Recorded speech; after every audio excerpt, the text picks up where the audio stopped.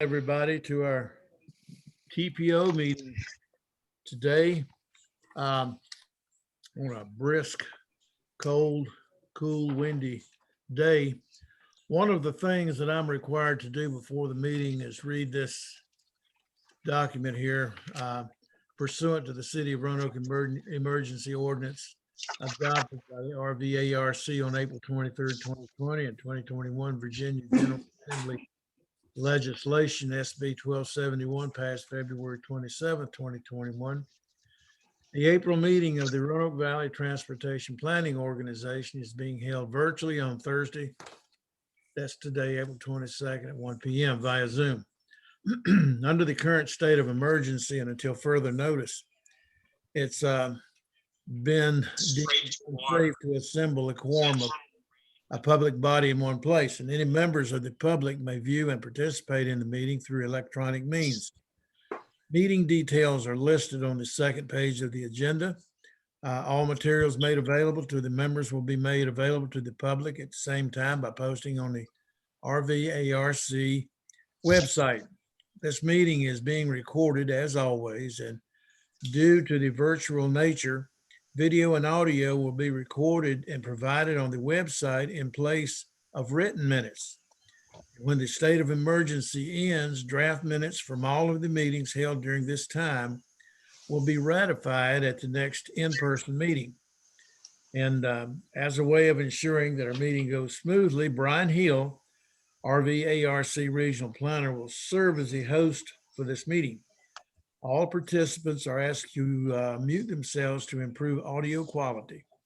If any voting commission member wishes to make a motion, second a motion, or comment on a motion, please unmute yourself and ask to be recognized by me, the chair. That out of the way. Now let me welcome everybody again. First agenda item that we have is approval of the consent agenda items. Mr. Chairman, we have to have an official roll call. I knew that. I knew I messed up. You were testing me, right? I'm sorry. Go right ahead, sir. Okay. Mr. Johnson. Here. Mr. Clinton. Mr. Martin. Here, sir. Mr. Jeffrey. Here. Ms. Moon Reynolds. Here. Mr. Fidgelowski. Here. Mr. North. Here. Mr. Radford. Here. Mayor Turk. Here. Mr. Jones. Or Mr. Foley. I'm from Salem. Okay. Mr. Lyles. Mr. Stovall. Here. Mr. King. Here. Mr. Price. Here. Mr. Samenkler. Here. We have a quorum, Mr. Chairman. All right. Thank you, Mr. Strickland. I appreciate that. Now we'll go to agenda item number 2, which is approval of consent agenda items that we have listed under that. Any discussion, comment, or motion on that?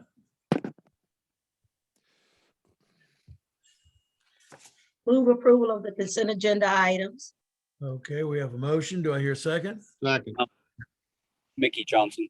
Okay, we have a motion and a second to approve the consent agenda items. Mr. Strickland, do you want to take a roll call vote? Yes, sir. Okay. Mr. Johnson. Yes. Mr. Martin. Yes, sir. Mr. Jeffrey. Yes. Ms. Moon Reynolds.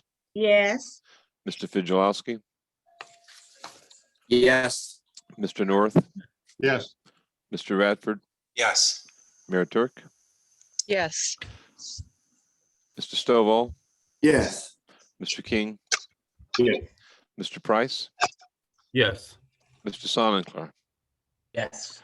The motion is approved, Mr. Chairman. Thank you, sir. Next is agenda item will be remarks from the chair. I've got, I guess, some good news and some bad news. I just wanted to report that to the policy board that after 42 years at the Regional Commission and 34 years as its executive director, Mr. Wayne Strickland will be retiring on June the 30th, 2021. And if you're wondering why he's so happy, that's probably the reason. And Mr. Strickland has a long list of accomplishments in helping to promote the quality of life in our area. And since the commission was founded in 1969, there have been 5 executive directors, and the last time a change took place was back in 1987 when Wayne was hired. And believe it or not, he had hair then. I did have hair. And worked him to death. Yes, that's right. See I what just we've grew done out of to the 'em? dis. I'm sorry. You what? The Regional Commission Search Committee is in the process right now of finding a new executive director to recommend to the commission. And when that happens, we'll bring it to the executive committee, and then the executive committee will bring it back to the board. So I just wanted to share that news with you. And Wayne, I just wish you all the best. I know that was probably one of the happiest days of my life is when I retired. I said I'd never have to work again. That was 20 years ago. Thank you, Mr. Chairman. But it's been good, and I hope the Lord will bless you with a long, long retirement. Item number 2 that I have, the CTB, the Commonwealth Transportation Board, will conduct a series of virtual public meetings to give citizens the opportunity to provide comments on projects and programs to be included in the fiscal year 2022 through 2027 6-year improvement program, including highway, rail, and public transportation initiatives. Now, these projects and programs represent important improvements to address safety, congestion, and preservation of Virginia's transportation network. The virtual public meeting for citizens in our region will start at 4 p.m. on May the 5th. So check the VDOT website for information on accessing the meeting if you would like to see what's going on there. And that concludes my remarks for the day.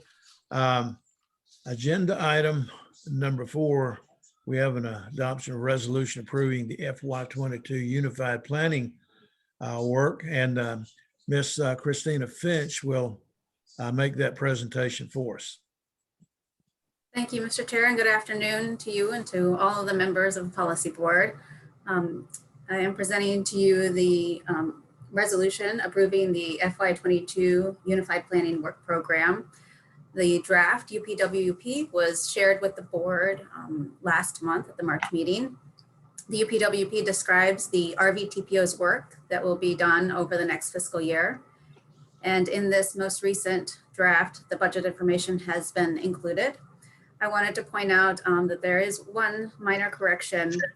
The total PL amount on pages 17 and 18 should read $520,097 as it is listed on page 4 and not $540,097. So just one correction there. The main funding source, as you see in the document, is federal funding, which covers 80% of the costs associated with the work of the TPO, and state and local governments split the remaining 20%. So unless there are any other questions, I'd like to ask the board for approval of the resolution and the UPWP. Okay, does anyone have any questions for Ms. Finch or any comments? If not, do I hear a motion to approve? Chairman, I make a motion that we approve agenda item number 4. Thank you, Mr. North. Do I hear a second? Second, And who is the second? Ms. Moon Reynolds. Okay, Ms. Moon Reynolds, thank you. Mr. Strickland, do you want to take a roll call vote on that? Yes, sir. Mr. Johnson, Yes. Mr. Martin, Yes, sir. Mr. Jeffrey, Yes. Mr. Miss Moon Reynolds, Yes. Mr. Fizolowski, Yes. Mr. North, Yes. Mr. Radford, Yes. Mayor Turk, Yes. Mr. Stovall, Yes. Mr. King. Yeah. Mr. Price, Yes. Mr. Soninkler. Yes. The motion passes, Mr. Chairman. Thank you, Mr. Strickland. With that, we'll go to agenda item number 5, which is an adoption of resolution endorsing the Roanoke Valley Transportation Plan. And Mrs. Christina Finch still has the floor. So Ms. Finch, it's all yours. Thank you, Mr. Chairman. I am sharing my screen and will present a short PowerPoint to the board. Can you see that all right? Yes. Yes, perfect. Okay, so we're excited to share with you the final version of the needs assessment for the Roanoke Valley's transportation plan. The draft was initially shared with the board last month, but we've been talking about it for much longer than that. Let me review the schedule that we've been following for the development of this needs assessment. So it started back in the summer and continued through the fall of last year, where we were identifying the transportation needs through many sources. Then in December at the joint TPO and TTC meeting, we gave a presentation on the current transportation needs as we had identified them through these sources that are listed here. The last one there is the travel demand model, which we did not have that information when we were going through the original needs assessment that's been added most recently. And so that the board knows, we've had VDOT Central Office transportation modeling folks, along with a consultant firm that was procured through VDOT to help with the Roanoke Valley's transportation planning process, looking at what might travel look like in the future. And so as a starting point, they have developed a travel demand model for the region as it is today. And so issues are identified in that model. And so we were able to compare the issues that we were seeing through the model compared to what citizens have said, compared to what has been documented in plans. And so there were a few additional items that came out of that effort. So all together, there were 42 plans and studies that were reviewed. We received 600 comments on 9 past surveys and more than 300 responses to a specialized citizen survey that was conducted specifically for this plan. Then over the course of the winter in January and February, we had individual meetings with different TTC members. So there were about 11 locality or agencies staff that we met with to look at the draft needs and further refine them. And then in March, the draft needs were shared with the TTC and the board, and the TTC reviewed the final this month and has recommended endorsement to the board. So looking back, the whole reason why we're even doing a needs assessment is that several years ago, the board was interested in conducting the long-range planning process in light of what are the issues that the region is experiencing. And so this framework for prioritization was adopted. And the starting point is to identify transportation needs. And one of the biggest challenges that we've encountered in conducting this needs assessment is to define and identify, well, what is a transportation need? And so we had done a lot of research, and we've been sharing with you about what we've learned in terms of what constitutes a transportation need. And it's different than the other items that are shown on this slide. And so the conclusion that we've come to is that needs are, in this sense, for transportation, the problems that people or businesses experience getting to where they are going or moving what they are selling and receiving. And we've been able to categorize the needs that have been identified through all those sources into these 4 main areas. So either safety, congestion, access, or maintenance and operations. And the safety needs have primarily been identified in terms of motorist safety or the safety of pedestrians or less experienced bicyclists. Congestion has mainly focused on traffic congestion on roadways. Access has focused mainly on finding alternate or better ways to reach destinations beyond what is currently available. And then maintenance and operations somewhat speaks for itself, but in some ways, it's just making a place look nicer than it is today also fell into that category. So what then is not a need? And so needs are not things like a road widening, a turn lane, new bus services, connections, bike accommodations, greenways, sidewalks, roundabouts, traffic signals. And this has been really hard for a lot of us to grapple that, because I think we're so used to talking in these terms about we needed this thing or we needed that thing. But the reason behind that thing is what we're defining as the need. So in the same sense, building I-73, another lane on I-81 or 460, a sidewalk on 419, a greenway trail along a river or creek, a bus to a new destination, etc.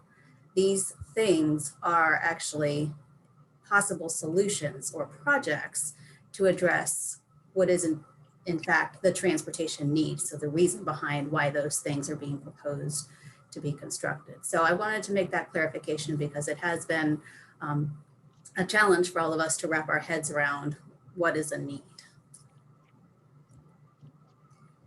And so hopefully you've had a chance to look at the map that was put together. All of the blue lines and black dots on this map are a need that has been identified in the region.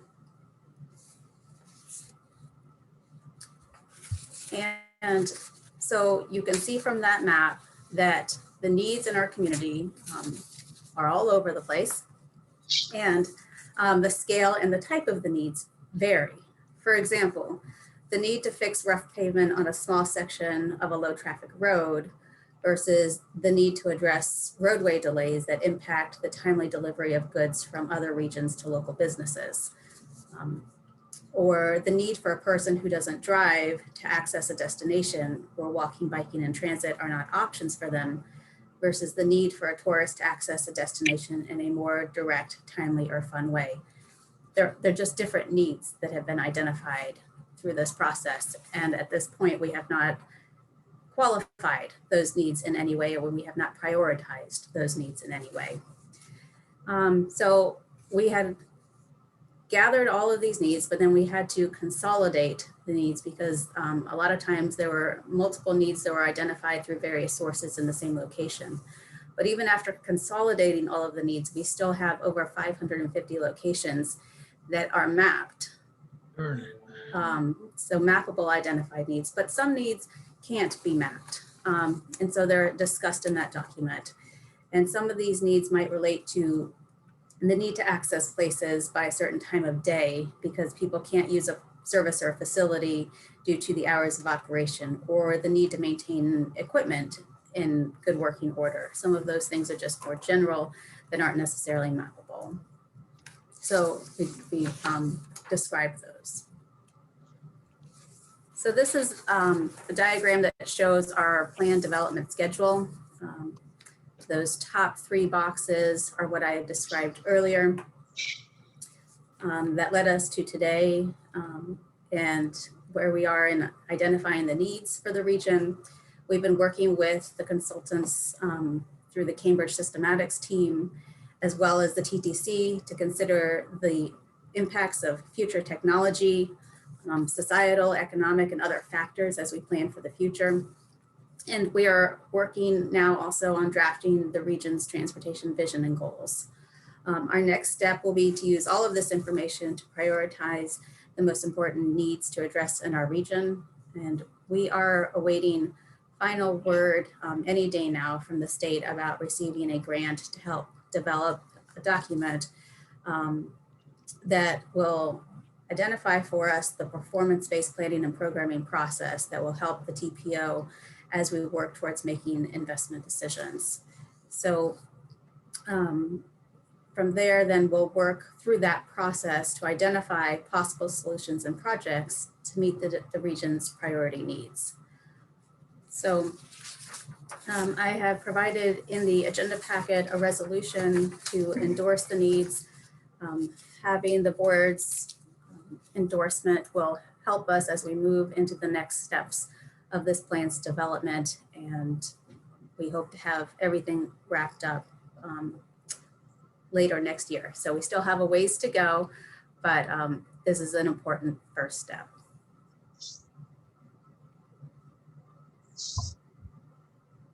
And I'll be happy to answer any questions, Mr. Chair. I think you're on mute, Mr. Chair. You're right. Thank you. Does anyone have any questions for Ms. Finch? Any comments? Okay, you've done a good job on that. Thank you. If there's no comments, is there anyone that would like to entertain a motion to approve or disapprove or whatever on this? I move that we approve the resolution endorsing the Roanoke Valley Transportation Needs Assessment. Okay, Mrs. Moon Reynolds had made the motion. Do I hear a second? I'll Second. second Mickey Johnson. Mickey Jones has seconded. Mr. Strickland, can we have a roll call, please? Yes, sir. Mr. Johnson, Yes. Mr. Martin, Yes, sir. Mr. Jeffrey, Yes. Ms. Moon Reynolds, Yes. Mr. Fidgelowski, Yes. Mr. North, Yes. Mr. Radford, Mr. Radford,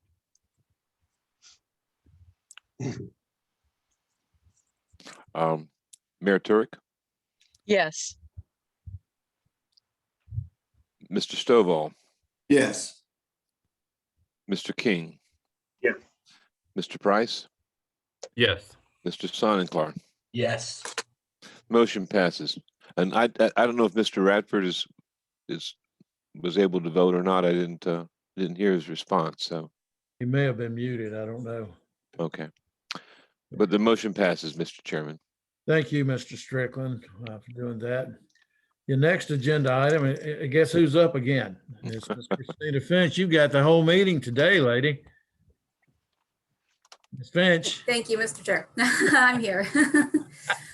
All right, just trying to switch between windows here.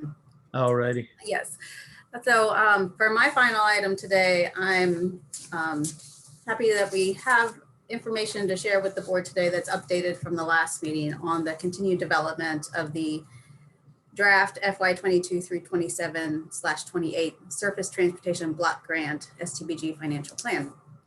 And when we sent out the agenda packet and original staff report last week, we had not finished with the TTC recommendation process.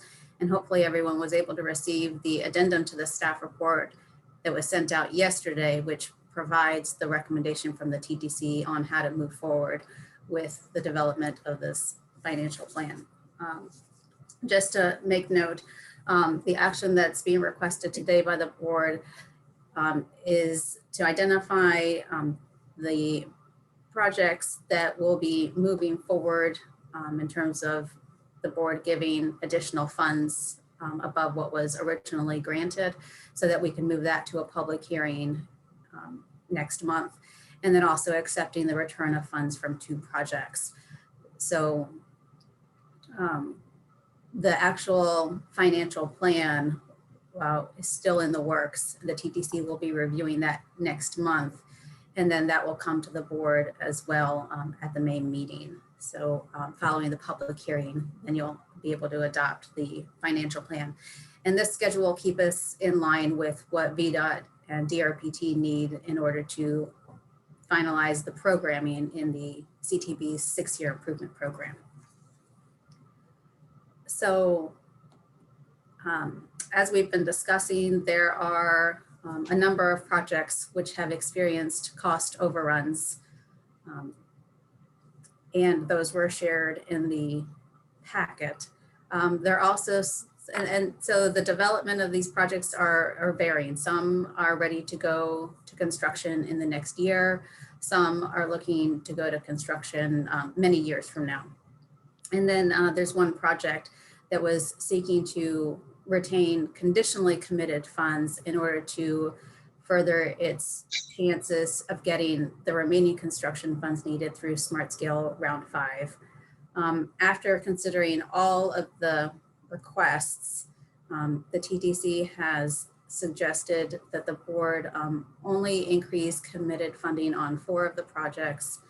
That's what can be accommodated within the 6-year financial plan. So based off of the money that's anticipated to be available within the 6 years, and not go into the year 7 funds, which are not included in the 6-year improvement program. Year 7 funds, which is FY28, is what the board might consider as its own play money. It was used in this last Smart Scale Round 4 as leverage. So it is recommended that that money be saved for next year, which will be year 6, along with the new year 7 FY29, in order to have 2 years of funding to consider with the new applications that will be submitted in the fall, and any leveraging that might be desired for other projects, along with the other cost overruns that have been requested for Tinker Creek Trail, Orange Market Park and Ride. So those are the 2 other projects that are not being recommended at this time to move forward, along with the Roanoke River Greenway East project, which was seeking some funds to go towards construction, but that total construction cost is not known, and then not moving forward with conditionally committing any funds at this time. So I can share my screen, and that might be easier to see all of these items in one spot. So the recommendation is to accept the return of funds from 2 projects, the Roanoke River Greenway Water Pollution Control Plant to the Blue Ridge Parkway, due to the reduced project scope. A section of that will not be constructed at this time. And so that new total funding would be a little over 1.5 million. So that project is returning over 2.7 million to the TPO. And then the Exit 140 Park and Ride reconstruction, that is a completed project. It was done a few years ago, but it takes several years to go through the financial closeout process through VDOT. But there are $147,145 that are being returned from that project being closed out. So the next 4 projects here, 3 million for the Roanoke River Greenway, Green Hill Park to Riverside Park is being recommended. An additional 82,000 for the Oak Grove streetscape improvements crosswalk. An additional $234,262 for the Gus Nix Boulevard pedestrian bicycle crossing. And then an additional $336,110 for the Walnut Avenue bicycle and pedestrian accommodations projects. Those are the 4 that the TTC has recommended that the board proceed with at this time. Do you need a vote on that now, or we're just going to wait and do everything? Yeah, so those 6 items, the first 2 with the funding return, and then these 4 are the recommendation. These other 4 that I had mentioned would be considered at a future time. So seeking that the board take action on these 6 items shown, so that those ones in red here can move to the public hearing next month. Mr. Chairman, I also move the recommendation of the 6 items. Okay, Mr. Stovall makes a recommendation to approve this item. Do I hear a second? Miss Moon Reynolds, second. Okay, Mrs. Moon Reynolds seconded that. I guess we'll need another roll call vote, Mr. Strickland. Yes, sir. Mr. Johnson, Yes. Mr. Martin, Yes, sir. Mr. Jeffrey, Yes. Ms. Moon Reynolds, Yes. Mr. Fidgelowski, Yes. Mr. North, Yes. Mr. Radford, Yes. Mayor Turk, Yes. Mr. Stovall, Yes. Mr. King, Yes. Mr. Price, Yes. Mr. Sonicler. Yes. The motion passes, Mr. Chairman. Thank you, Mr. Strickland. All right, and I'd like to thank all of you there for your support on that. Next agenda item is other business. And Miss Finch, I'd like to thank you for taking care of the meeting today. You had every agenda on there, didn't you? You're welcome. Well done. Thank you.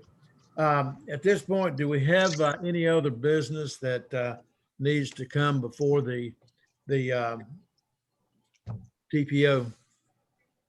Any Mr. comments? Mr. Yes, Chairman, yes, sir. I'm sorry, was someone else going to say something? No, I interrupted you, I'm Oh. afraid. I wanted to bring something up. We've talked about this before. The Office of Management and Budget, which guides the definition of what a metropolitan area is, what an urbanized area is, are recommending changes to those definitions. It could impact not only the regional commission, but mainly the TPO. One of it has to do, if you don't have a central city with 100,000 people, you may no longer be a metropolitan statistical area, which throws you out of the playground, so to speak, of some development people, because some developers look only at metropolitan areas to move their companies to.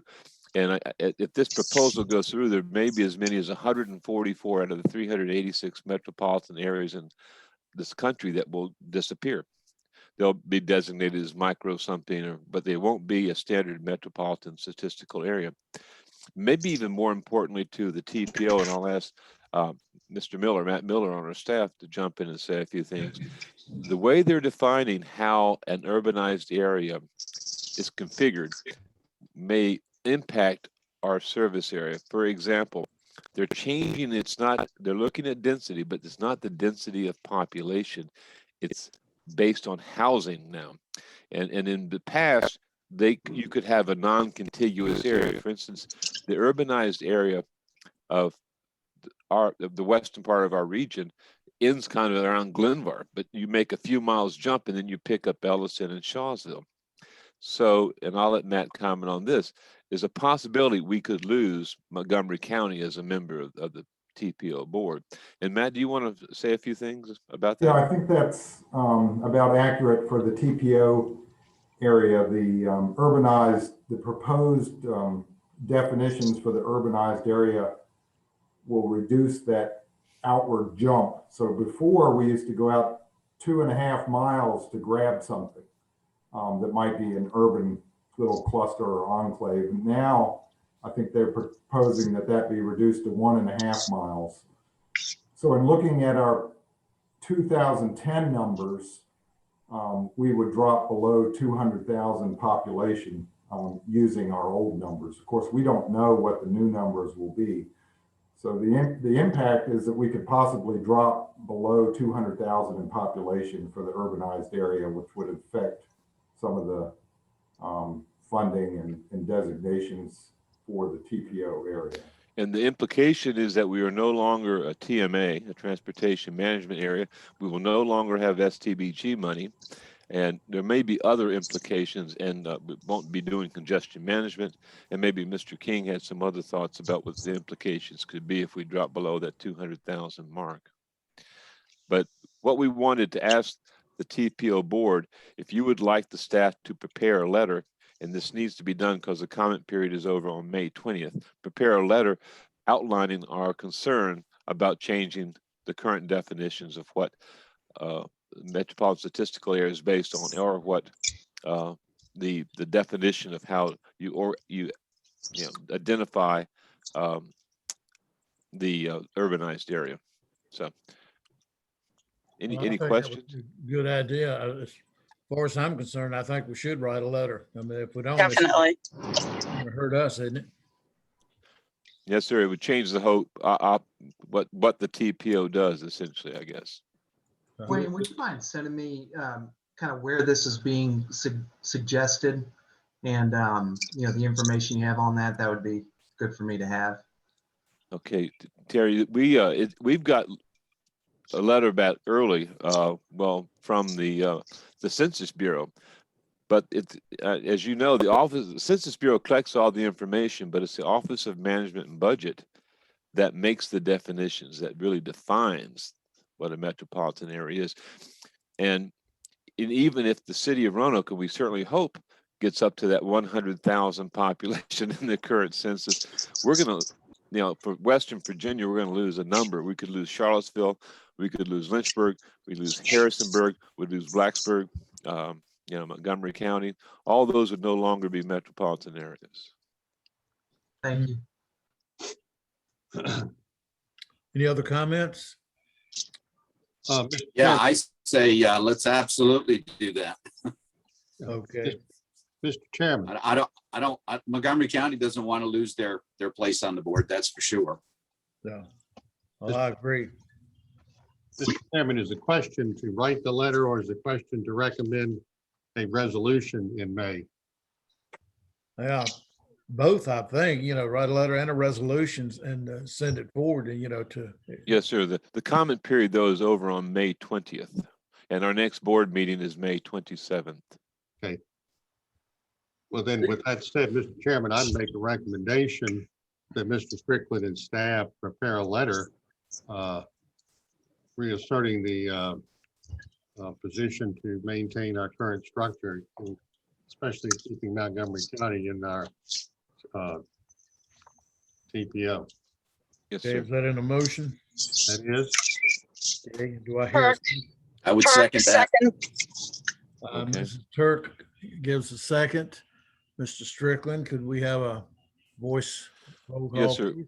One other point, this would be prepared under the chairman's signature, but we will also like to send that to our senators and congressmen, although I'm not sure how much impact they have on the Office of Management and Budget. It would be good for them to know that there are folks out here that are concerned about the change in the definition, if that's okay. Yes, that'll be fine. Okay. I agree. And I think the thing is there anybody else or any other situation, any other person, organization that we need to send it to? Besides, I was thinking the same thing, that it's good to send it to senators and who we have represent us at the state level. But is there any other area we should be sending it to? Any other organization? Mayor, I know there are a number of organizations, such as the National Association of Development Organizations and other groups that are actively working on this. I could certainly send copies of letters to those folks, let them know that our board is concerned about it. Should we let VAPDC know also? Well, Mr. Chairman, we've actually talked about VAPDC preparing a letter. Oh, And, okay. yeah, and there are individual regional councils or regional commissions in Virginia, particularly those that are going to lose their status, sending letters as well. So the more letters, the better, I think. Amen. Chair. Yes, sir. Yes. This is Ken. Agree. I didn't catch who was speaking. This is Ken King with I was sharing in comment with the AMPO, American Association of Metropolitan. Can't hear you. can't hear you, Ken. I apologize. Can you hear me better now? Yes. Yes. I just realized evidently my microphone is not working properly. I apologize, but I would recommend AMPO, the Association of Metropolitan Planning Organizations, Wayne, that you include, Right. Your communication to them, and also the other MPOs that you just referenced, in particular in the western part of the Commonwealth, that we share a copy of our resolution and encourage that they likewise follow student communication. Okay. Okay.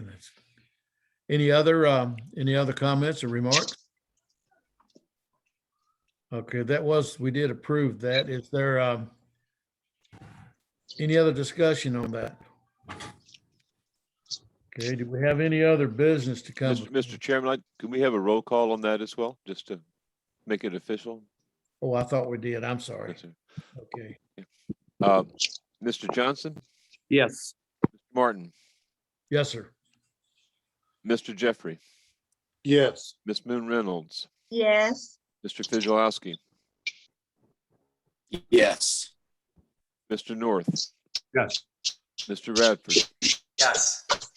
Mayor Turk, Yes. Mr. Stovall, Yes. Mr. King, Yes. Mr. Price, Yes. Mr. Saninclar. Mr. Saninclar? Yes. Okay. The motion passes, Mr. Chairman. Thank you, Mr. Strickland. Now, is there any other business to come before the TPO? If not, do any of our members on the policy board or public have any comments they would like to make before we adjourn? Mr. Chairman, I'd like to make a few comments, please. Go ahead, Mr. North. I want to thank TDCC for meeting on Monday for a special meeting to work in that STBG plan that we just finished discussing a moment ago. Hopefully they'll help out some of our shovel-ready projects to start sooner than later, especially with the good people over there in Benton. I look forward to seeing those projects start and get completed to help in their development. Secondly, the TED committee has been working on their top projects, and one of them is the I-73 plan, advocating for that, and with an eye on all this money that's coming from Washington in these different plans.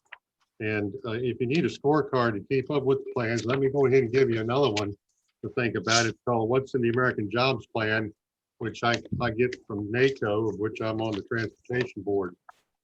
Some of the proposals on transportation and resiliency are $621 billion. And let me just highlight four areas. Number one is $115 billion earmarked to repair, rehabilitate, and to upgrade 20,000 miles of highways and roads and 10,000 small bridges across the country. $85 billion is also dedicated and earmarked for upgrades and expanding public transportation systems. $25 billion is for airports through the Airport Improvement Program and a new program that will support groundside development projects. And one other mention among the rest of the list is $25 billion for shovel-ready projects that have the potential to significantly impact the region or national economy, but are too large or complex to be carried out through existing programs and funding structures. So keep an eye on those items should they pass and become a law by Congress. That's all, Mr. Chair. Thank you. All right, thank you, Mr. North. Any other comments from anyone on the policy board? Okay, well, if not, I want to thank each one of you for attending the meeting today, and I hope you have a great rest of the day. And with that, I'll adjourn the meeting. Thank you. Thank you. Thank you. Thanks, everyone.